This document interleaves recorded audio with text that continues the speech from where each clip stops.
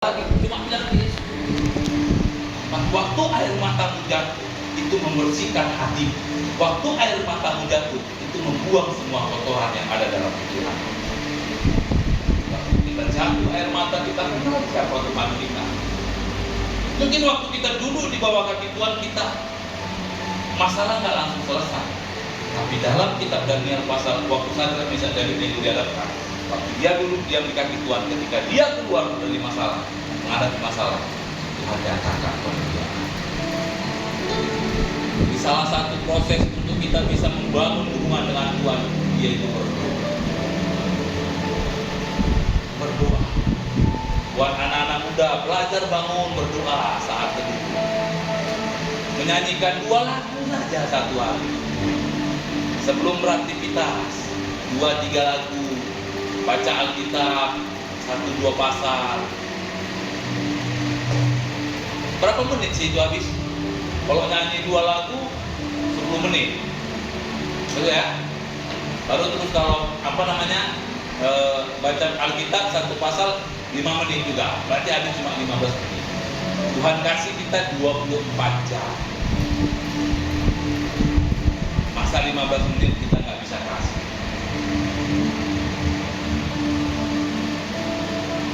Lalu kita mau tuntut, wah bagaimana ini? Tolong Tuhan. Jadi yang pertama yang buat kita bisa menang, waktu Yesus selesaikan misinya, yang lain sibuk, pergi dia semua, murid-murid pergi. Tapi Yesus ngapain? Berdoa. Yesus kasih contoh sama kita. Kita punya pergumulan cuma doa. Doa itu bisa mengubah segala sesuatu. Hal yang mungkin bagi manusia, bagi Tuhan tidak ada yang mustahil. Di manakah itu bisa terjadi? Ketika kita berdoa. Ini bukan ketika kita sibuk buka handphone jalan sana jalan sini, telepon sana telepon sini. Tidak ada itu mujizat terjadi. Mujizat terjadi ketika kita duduk di bawah Tuhan. Mau sebesar apapun itu masalahnya, mau sebesar apapun tantangannya, asal kita duduk di bawah kaki Tuhan. Bayangkan Bapak Ibu Daniel di dalam gua singa, ada kemungkinan hidupnya lagi 1% paling ya. Kalau berdasarkan ayat selanjutnya, waktu yang 3 orang yang dijatuhkan Daniel dimasukkan, belum lagi sampai ke tanah, udah habis dimakan singa. Berarti singa itu cukup ganas. Tapi ketika Daniel kenal siapa Tuhan, dia suka bangun hubungan dengan Tuhan. Dia bilang, jangan kasih. Apa masalah kita? Tuhan bisa ubah hati manusia. Hati ini Bapak Ibu, tempat bercokolnya semua dosa. Bapak Ibu pernah tahu bisa tahu kalau ada orang sakit hati sama kita? Nggak tahu ya. Hati inilah tempat bercokolnya dosa. Dalam Matius 7:1. Disinilah sumber segala kejahatan. Tapi kalau hati kita diisi firman Tuhan,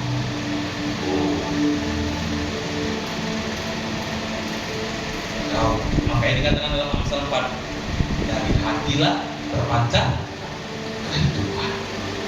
Tapi dari hati juga terpancar kematian. Hati sumber. Hati kita mau diisi dengan firman, terpancar kehidupan. Hati kita mau diisi sakit hati, kegeraman, terpancar kematian. Kematian secara rohani, bahkan kematian secara jasmani. Jadi bukan karena orang hebat. Nah, kita belajar dari satu berikut ini. Petrus, Yesus mau bilang, mau bangun iman. Kau bangun iman. Ayo dibangun dengan imannya, dibangun diajarkan, dilatih. Orang tua berkumpul, Tuhan jamah anakku, minta roh suka berdoa. Jamah anakku Tuhan agar dia mau berdoa, agar dia mau menyembah Tuhan. Janganlah cuma untuk anak kita berkumpul, kitanya juga jadi contoh. Itu masalah itu kecil kali lah. Nanti saya bilang Bapak Ibu, mudah-mudahan nanti waktu Natal saya undang yang bilang saya gila itu. Tidak mungkin saya jadi pendeta. Tidak mungkin. Si Daniel nggak mungkin jadi pendeta. Tengok ilmu hitamnya banyak, narkobanya kuat, alkoholnya kuat,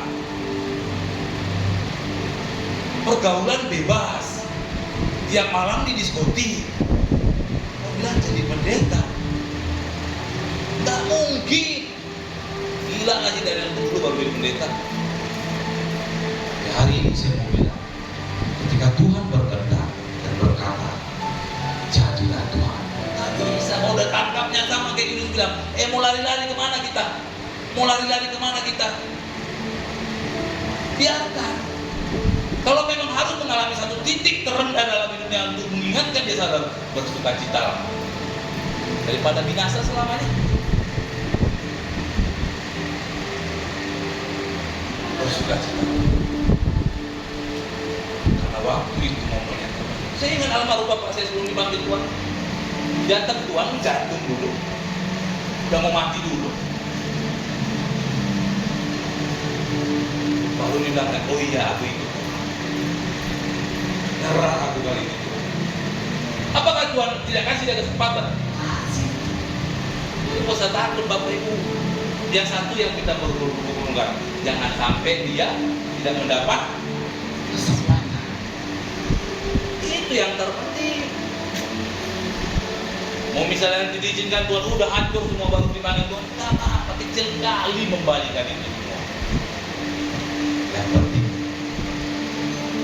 jangan sampai kesempatan itu hilang.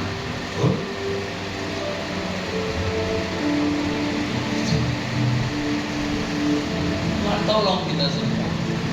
Jadi yang pertama itu bangun iman lewat berdoa. Berdoa itu bagaikan napas. Bapak Ibu kalau nggak napas ngapain? Mati.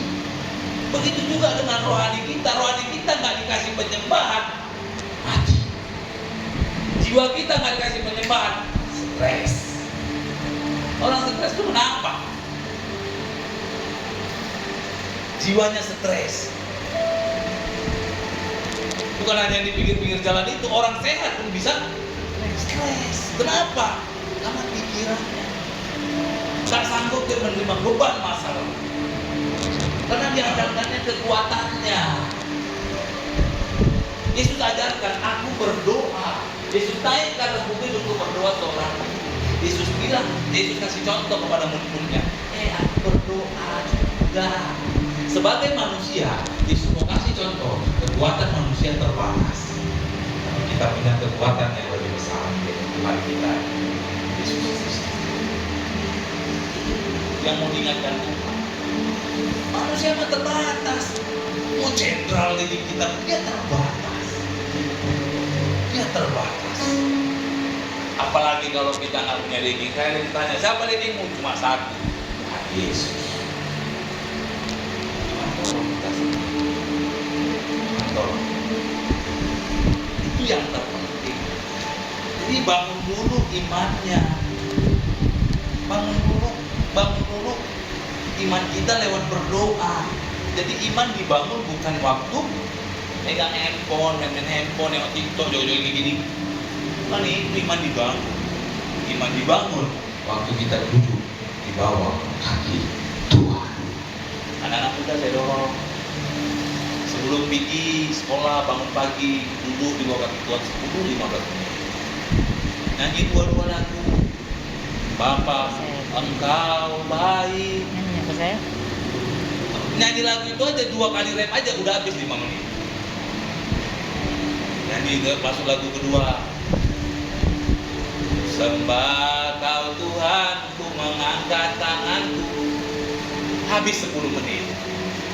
Habis kan 10 menit. Mau pergi sekolah, tutup dengan baca firman.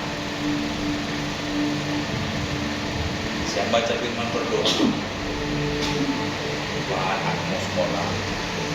Supaya nggak apa-apa, jangan gengsi jadi anak muda. Mungkin kita kelihatan seperti orang bodoh, tapi dalam kitab Amsal 1 ayat 7 berkata, permulaan akan hikmat ialah takut akan Tuhan. Kau dikasih Tuhan kepintaran, kau dikasih Tuhan hikmat marifat dari sorga yang tidak dimiliki oleh siapapun. Daniel orang biasa, orang tua. Tapi kenapa Raja Belsasar sangat sayang kepada dia? Karena dia punya hikmat. Kenapa Raja Darius yang salah saya, Darius itu Belsasar. Kenapa Raja waktu itu sayang sekali kepada Daniel? Karena Daniel punya hikmat. Dan hikmat itu bukan hikmat manusia, hikmat dari Tuhan. Jadi kemanapun kita melangkah, orang lihat ada Tuhan di sekeliling. Itu yang pertama, lewat berdoa. Tuhan tolong kita semua. Yang kedua, apa yang harus kita lakukan agar kita tidak bimbang? Matius pasal 7 ayat 24 dan 25. Matius pasal 7 ayat 24 dan 25. Setiap orang yang mendengar perkataanku ini dan melakukannya, ia sama dengan orang yang bijaksana yang mendirikan rumahnya di atas batu. Ayat 25. Kemudian turunlah hujan dan datanglah banjir, lalu angin melanda rumah itu, tetapi rumah itu tidak rubuh sebab didirikan di atas batu. Yang kedua, bagaimana kita agar tidak bimbang? Lakukan firman Tuhan. Ayat kembali ke ayat 24. Setiap orang yang mendengarkan perkataanku, berarti perkataanku kuenya itu besar, berarti Tuhan berkata, berarti firman Tuhan, dan lakukan firman Tuhan. Belajar melakukan firman Tuhan. Hal-hal yang kecil, hal-hal yang sederhana, hal-hal yang mungkin kita anggap itu sederhana, tapi Tuhan senang. Belajar taat, belajar mau mengasihi Tuhan, hal-hal yang kecil yang Tuhan mau, tapi besar dampaknya. Bukan hal yang besar kecil dampaknya. Tuhan kasih hal kecil tapi besar dampaknya. Hal-hal yang sederhana. Sederhana enggak misalnya Bapak Ibu saling mengaku dosa? Sederhana. Oh ya salah kemarin yang ucapan. Tapi dampaknya besar kan? Besar. Orang yang lakukan firman Tuhan sama dengan orang yang bijaksana, yang mendirikan rumahnya di atas batu. Ayat 25-nya Pak. Kemudian turunlah hujan, banjir, angin, semua masalah datang. Ini kenapa seringkali saya bilang, kenapa rumah itu jangan sampai roboh. Kalau ada orang berdoa dan lakukan firman Tuhan, percayalah rumah itu akan roboh. Kami bersyukur nih kesaksian hidup saya melihat, mengalami. Minta ampun saya dapat. Saya dulu kalau sekali buat masalah, ini ada mama, ada nenek saya. Satu mobil pasti hilang. Berapa kali saya buat masalah. Kalau seandainya mama dan waktu itu dan adik-adik itu tidak di dalam Tuhan, ini semua apa yang kami punya habis. Berdasarkan akal manusia, hitungan manusia habis. Kenapa? Sekali satu masalah, satu rumah habis. Sekali satu masalah, satu rumah habis. 5 kali masalah udah 5 rumah habis, berarti harta roh semua. Betul kan? Tapi kenapa akhirnya tidak habis semua? Karena ada di dalam Tuhan. Jangan coba-coba tinggalkan Tuhan. Mungkin kita berkata, tapi kadang tetap kena masalah. Tapi ingat, penyertaan Tuhan tidak akan pernah dibiarkan kau tergeletak sampai jatuh. Itu janji Tuhan. Rumah ini goyang nggak kena hantam angin? Goyang. Ada yang hancur nggak rumah? Ada, tapi tidak rubuh. Kenapa tidak rubuh? Dikatakan, tetapi rumah itu tidak rubuh sebab didirikan di atas batu. Jadi kenapa saya mau katakan jangan pernah anggap remeh itu Tuhan. Mungkin kita berkata sepele, tapi Tuhan lihat itu. Yang dianggap manusia tak berguna itu, Tuhan yang melihat itu berguna. Katanya dia bisa. Tuhan yang melihat. Sekarang saya beli Ini memang ada beberapa aset yang kita terjual. Kita tak pernah dibiarkan Tuhan tergeletak sampai jatuh.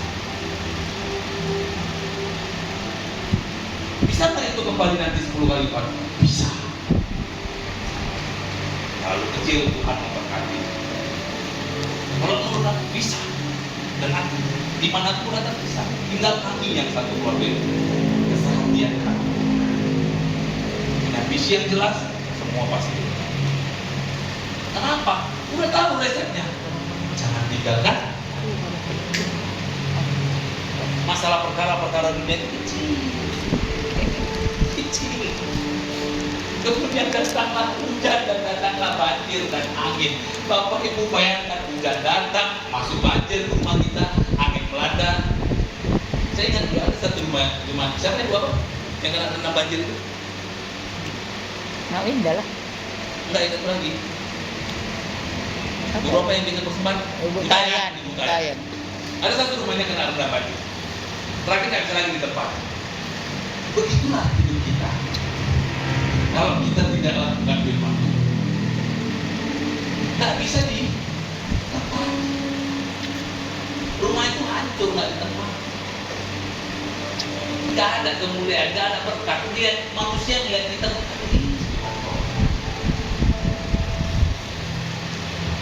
akhirnya mereka pikir bukan dia dan saya bukan dia, tapi seperti itu gambarnya. Akhirnya sayang kan rumah itu kan nggak bisa di tempat. Betul ya? Coba waktu kita bangun rumah itu dengan baik. Oh, gambaran banjir kok kita bangun rumah. Itu kenapa bisa kita bangun rumah dengan baik? Karena ada tuntunan hidup kita juga. Ketika kita mungkin nanti naik step by step. Jangan pikir Bapak Ibu belum terima berkat aja, godaan banyak. Belum terima berkat ini. Tantangan banyak, godaan yang lebih banyak. Supaya rumahnya nggak rubuh.